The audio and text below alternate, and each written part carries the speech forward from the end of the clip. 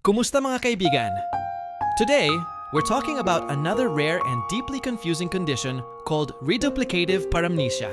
Sa kondisyong ito, naniniwala ang pasyente na ang isang lugar ay nagkaroon ng eksaktong kopya sa ibang lokasyon. Parang may duplicate na mundo na umiiral kasabay ng totoong lugar. Halimbawa, iniisip nila na ang ospital, bahay o isang kilalang lugar ay may kaparehong bersyon na nasa ibang lugar. At madalas, iyon ang pinaniniwalaan nilang totoong lokasyon.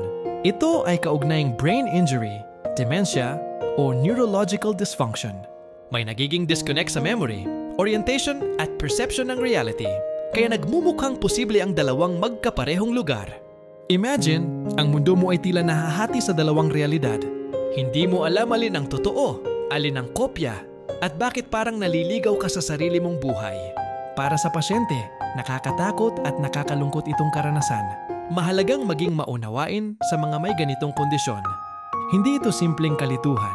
Ito ay sakit ng utak na nakakaapekto sa kanilang sense of reality.